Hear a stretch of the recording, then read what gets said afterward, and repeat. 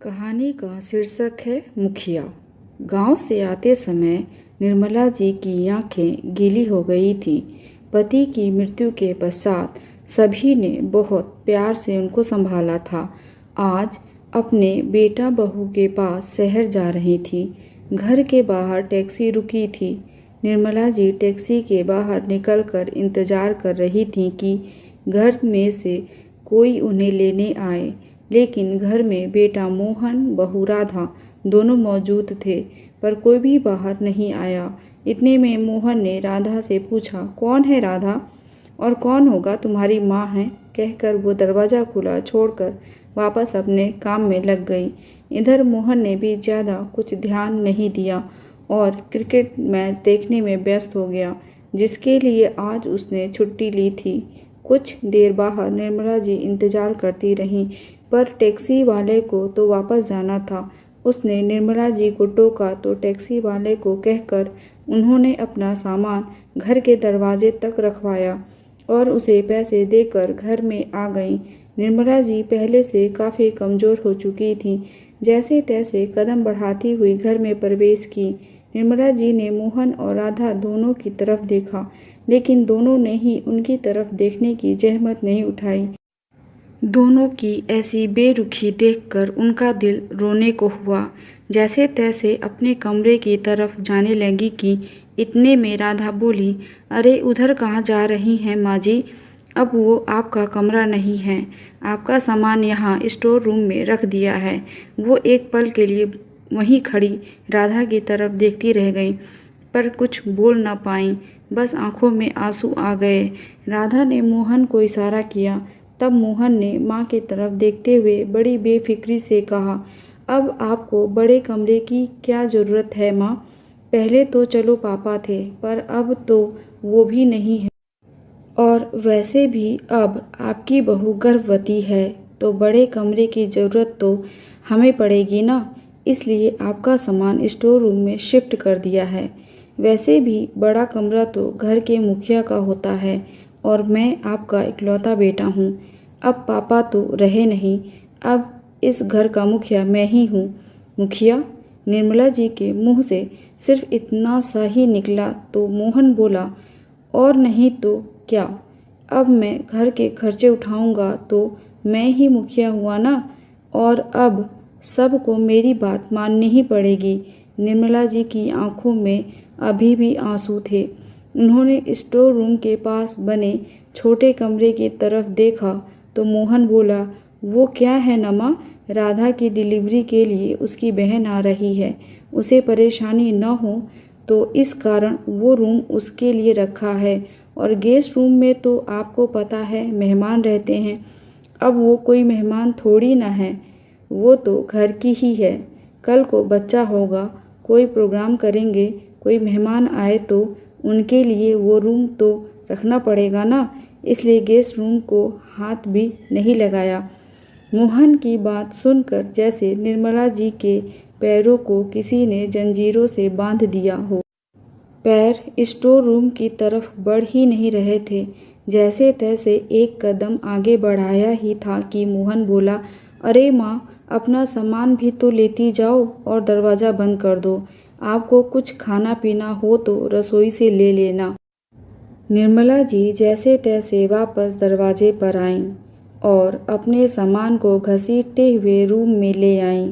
Room में आकर देखा तो एक चारपाई बिछी हुई थी।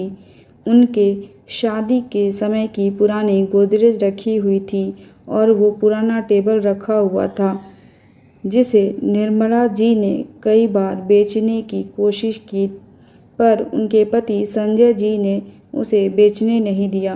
कहते थे, अरे खराब थोड़ी न हुआ है, क्या पता कब काम में आ जाए। पर ये नहीं पता था कि ये टेबल निर्मला जी के काम में आएगी। आंखों में आंसू लिए वो चारपाई पर बैठ गई। अभी 2 महीने पहले तक तो सब ठीक था। बेटे बहू पिता के डर से ही सही सेवा तो करते थे। घर में हंसी खुशी का माहौल रहता था। एक दिन संजय जी ने अपने पैतृक गांव जाने की जिद की तो निर्मला जी ने मना कर दिया। रहने दो, बहू का 7वां महीना चल रहा है, ऐसे में उसे छोड़कर जाना अच्छी बात नहीं है। पर मोहन और राधा के समझाने पर वो उनके साथ गांव चली गईं। वहाँ पर जेठ जेठानी, देवर देवरानी सबका परिवार था। वहाँ जाने के कुछ दिन बाद ही उनकी तबीयत बिगड़ गई और कुछ ही घंटे में उन्होंने दम तोड़ दिया। सब कुछ जैसे वहीं रुक गया था। उनका अंतिम संस्कार भी वहीं पैतृक गांव में हुआ था। 15 दिन के कार्यक्रम होने के बाद मोहन और राधा तो वापस आ गए, लेकिन निर्मला जी को उनकी जेठ जेठानी ने वहीं रख लिया था, यह कहकर कि 1.25 महीने बाद ही अपनी जगह छोड़ना। आज 1.25 महीने बाद वो गांव से लौटी थीं, वो भी अकेले। वहाँ तो पूरा परिवार स्टेशन पर छोड़ने आया था, पर यहाँ मोहन स्टेशन तक लेने नहीं आया। कह रहा था कि बहुत ज़रूरी काम है, पर यहाँ मैच देख रहा है। और तो और यहाँ घर का सारा सिस्टम ही बदल चुका था। इतनी जल्दी बेटे बहू मुंह मोड़ेंगे, इसकी तो बिल्कुल उम्मीद भी नहीं थी। सीधा स्टोर रूम में ही पहुँचा दिया। अभी निर्मला जी ये सब सोच ही रही थीं कि इतने में बाहर से शोर सुनाई दिया। जाकर देखा तो बेटा बहू बाहर राधा के मायके वालों का स्वागत कर रहे थे। निर्मला जी को इतनी देर हो गई घर में आए हुए, किसी ने एक गिलास पानी तक नहीं पूछा। वहीं बहू के मायके वालों के लिए बेटा रसोई में जाकर खुद पानी की ट्रे सजा कर ले आया। इतने लोगों के बीच अपने आप को अकेला महसूस करती हुई निर्मला जी वापस उस कमरे में आ गईं। 2 घंटे तक उसी कमरे में बैठी रहीं, लेकिन ना कोई चाय, ना कोई नाश्ता खाना, कुछ भी नहीं। 2 घंटे बाद लगा कि राधा के मायके वाले वापस जा चुके हैं। शायद वो उसकी बहन और मम्मी को छोड़ने आए थे, क्योंकि वो दोनों ही अब घर में मौजूद थीं। उन्हीं की आवाज़ बाहर से आ रही थी।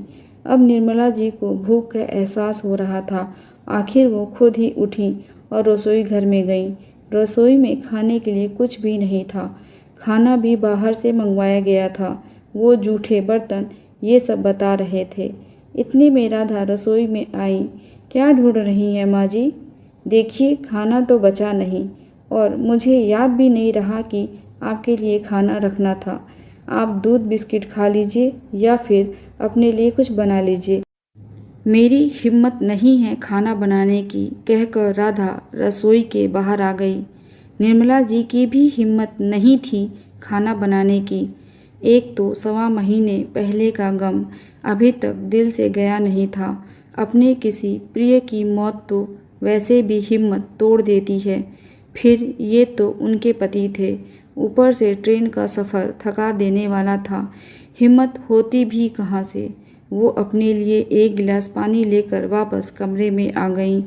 थोड़ी देर तक बैठी आंसू बहाती रहीं। फिर याद आया कि वहाँ से निकलते समय देवरानी ने खाना पैक करके दिया था, जिसमें से उन्होंने सिर्फ 2 रोटी ही खाई थी।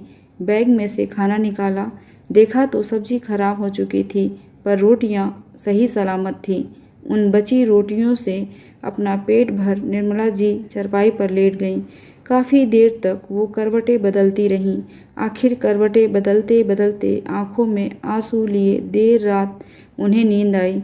इस कारण से सुबह नींद देर से खुली। उठकर बाहर आईं तो देखा सब हंस बोल कर चाय नाश्ता कर रहे हैं। सबकी प्लेट में गर्मा गर्म पोहे और जलेबी नजर आ रहे थे। निर्मला जी को देखते ही सब चुप हो गए। इतने में मोहन बोला, माँ आप अपने कमरे में बैठिए, आपका नाश्ता मैं कमरे में ही लेकर आता हूँ। उसकी बात सुनकर निर्मला जी वापस कमरे में चली गईं। थोड़ी देर बाद मोहन चाय नाश्ता लेकर कमरे में आया और निर्मला जी को देकर बोला, माँ ये नाश्ता कर लो, और भगवान के लिए जहाँ तक हो सके आप कमरे में ही रहो। निर्मला जी हैरानी से मोहन की तरफ देखने लगी। उनके प्रश्नों को भांपते हुए मोहन बोला, देखो माँ, मुझे पता है कि आपको पापा के जाने का बहुत दुख है, लेकिन कर भी क्या सकते हैं। उनकी तो उम्र हो गई थी, इसलिए वो चले गए। लेकिन आप यूँ दुखी चेहरा लेकर बार बार राधा के सामने आएंगी तो होने वाले बच्चे पर गलत असर पड़ेगा। इसलिए कह रहा हूँ आप अंदर ही रहो। और वैसे भी सब लोग कहते हैं कि एक विधवा कहते कहते मोहन एकदम से रुक गया और वापस बाहर चला गया। निर्मला जी मोहन की बात सुनकर बिल्कुल हैरान रह गईं। अब तो उनका दिल जोर जोर से रो रहा था। उन्हें समझ ही नहीं आ रहा था कि उनके बेटे में दिल है या पत्थर। वो अपनी माँ के लिए ऐसा कैसे सोच सकता है। उसकी माँ विधवा है तो उसका साया वो अपनी पत्नी और होने वाले बच्चे पर नहीं पड़ने देना चाहता। अभी 2 दिन में उसने मुझे इतना कुछ दिखा दिया तो ये तो मेरी ज़िंदगी नर्क बना देगा। सोच सोच कर निर्मला जी से चाय नाश्ता भी नहीं करते बना। उनकी रुलाई फूट पड़ी। वो इतनी जोर जोर से रो रही थीं पर उन्हें चुप कराने के लिए कोई भी कमरे में नहीं आया। आखिरकार काफ़ी देर तक रो लेने के बाद खुद ही थक हार कर चुप हो गईं। अपने पल्लू से अपने आंसू खुद ही पोंछ लिए। आखिर काफ़ी देर तक मौन रहने के बाद निर्मला जी एक निर्णय पर पहुंची। रात को जब मोहन ऑफिस से वापस घर आ गया उसके बाद बाहर वाले कमरे में बैठकर सब लोग हंसी मजाक कर रहे थे। उस समय निर्मला जी भी उस कमरे में आ गईं और वहीं सोफे पर आकर बैठ गईं। उनके आते ही सब लोग चुप हो गए, जबकि मोहन ने घूर कर निर्मला जी को देखा, जैसे कह रहा हो कि सुबह समझाया था ना, फिर यहाँ क्यों आई हैं। लेकिन निर्मला जी चुपचाप मोहन की तरफ देख रही थी। आखिर मोहन को बोलना ही पड़ा। माँ आपको सुबह समझाया था ना, फिर क्यों आई हो आप बाहर। कहा था ना आपका साया मेरे बच्चे के लिए ठीक नहीं है। निर्मला जी ने मुस्कुराकर कहा, हाँ याद है, तूने कहा था कि मेरा साया तेरे बच्चे के लिए ठीक नहीं है क्योंकि मैं विधवा हो गई हूँ। पर बेटा, जब मेरा साया तेरी पत्नी और बच्चे के लिए ठीक नहीं है तो अपनी पत्नी को यहाँ से लेकर कहीं और चला जा। निर्मला जी की बात सुनकर मोहन भड़क गया। मैं क्यों घर छोड़कर जाऊँगा। अब घर का मुखिया मैं हूँ और आप इस तरह से मुझसे बात नहीं कर सकती। मुखिया जी, आपको बता दूं कि यह घर मेरे नाम पर है, तो किस खुशी में आप घर के मुखिया बनने को तैयार हो गए। तभी राधा बोली, माँ जी, आपको बता दें कि अब घर के सारे खर्चे ये उठाते हैं। आपके बस की बात नहीं है आटे दाल के लिए पैसे कमाना। अब तो निर्मला जी खड़े होते हुए बोली, अच्छा, इसकी चिंता तू मत कर। वैसे भी तेरे पति के हाथ के आटा दाल मैंने नहीं खाए। जब तक मेरे पति थे उन्होंने घर का खर्चा दिया था। उनकी जब मौत हुई तब मैं गांव में थी और जब से मैं यहाँ आई हूँ तब से मैंने तुम्हारे घर का तो कुछ खाया ही नहीं। इसलिए मुझे आटे दाल के धौंस मत देना। मैं अपने आटे दाल का बंदोबस्त खुद कर लूँगी। तुम लोग अपना बंदोबस्त कहीं और कर लो। निर्मला जी का साफ रुख देखकर अब तो राधा की मम्मी बोली, अरे समधन जी, आप तो बच्चों की बात को दिल पर ले रही हो। बच्चे ही तो हैं, माफ़ कर दो। माफ़ कीजिएगा समधन जी, ये बच्चे नहीं हैं, बच्चे के माँ बाप बनने वाले हैं। और उस समय आप क्यों नहीं बोली जब ये मेरे साथ इस तरह का व्यवहार कर रहे थे। आप भी तो कल से ही घर में है ना। मुझे कुछ नहीं सुनना है। अपनी बेटी और दामाद से कहिए कि अपना बंदोबस्त कहीं और कर ले। मैं अब इन्हें इस घर में नहीं रहने दूंगी। राधा की माँ ने बहुत समझाने का प्रयास किया। सबके समझाने के बाद भी निर्मला जी झुकने को तैयार नहीं थी। काफ़ी देर बाद फिर ये निर्णय निकला कि राधा को उसकी मम्मी मायके ले जाएंगी और वहीं उसकी डिलीवरी करवाएंगी। उस दौरान मोहन यहाँ घर का बंदोबस्त कर लेगा और अगर घर का बंदोबस्त नहीं कर पाता है तो घर का किराया देकर ही इस घर में रह सकेगा। कैसी लगी आपको ये कहानी, कमेंट करके ज़रूर बताइएगा।